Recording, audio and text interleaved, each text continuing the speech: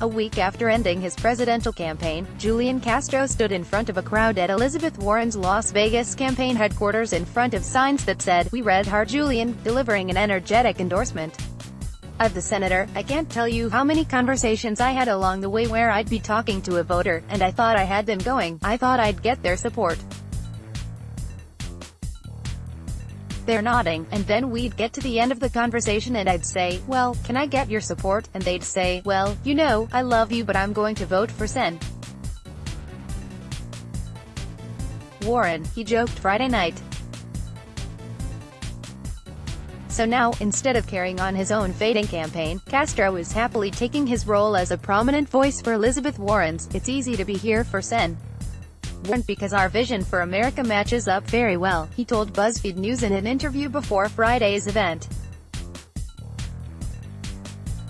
Castro, like he said during his official endorsement rally with Warren in New York on Tuesday, said he thinks Warren can unify the Democratic Party because she's less divisive in some polls than former Vice President Joe Biden or Sen. Bernie Sanders. "What we see consistently in the data is that 25% of the Democratic primary voters would be unhappy if Sen. Sanders is the nominee, and 25% of Democratic voters would be unhappy if Vice President Biden is the nominee," Castro said. "Less people have a problem, more people embrace Sen. Warren being the Democratic nominee, but Castro avoided criticizing Biden and Pete Buttigieg, the former South Bend, Indiana, mayor, both of whom both Warren and Castro have clashed with on the debate stage, staying staunchly on message. Sen. Warren can fix our broken immigration system," he said multiple times during the interview and again during the event. Asked about Biden telling an immigration activist who confronted him in South Carolina recently that the activist should vote for Trump, Castro said, "I applaud Sen.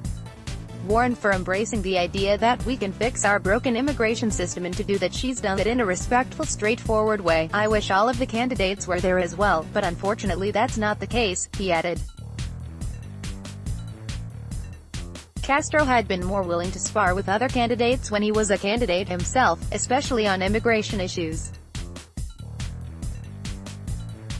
During the first Democratic debate, Castro stood out by pushing for his plan to decriminalize crossing the U.S. border and for assertively challenging candidates on the stage who did not share his position. Before dropping out of the race, Castro was vocal about the DNC's criteria for the debates, which he said put candidates of color at a disadvantage.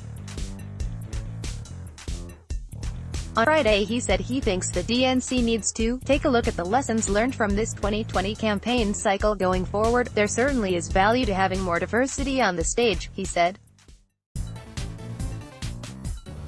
At the same time, in the last debate, Sen. Warren made a powerful case for getting big money out of politics, even pointing out issues with ways that some of the other candidates have raised money in this campaign. A few younger undecided voters at the event said they thought Castro throwing his support behind Warren is important, but they're also impressed with Sanders and his highest-profile Latina surrogate, Rep.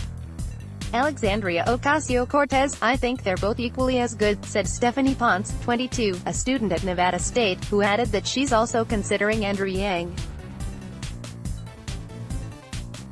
Ponce and her friend Anthony Cano, 21, said they came to the Warren campaign event specifically because they wanted to see a Latino leader speak. "There's not a lot of diversity in the people running for president, so that's something that really meant a lot to me," said Cano. "Sometimes we don't have any representation, and I think representation means a lot.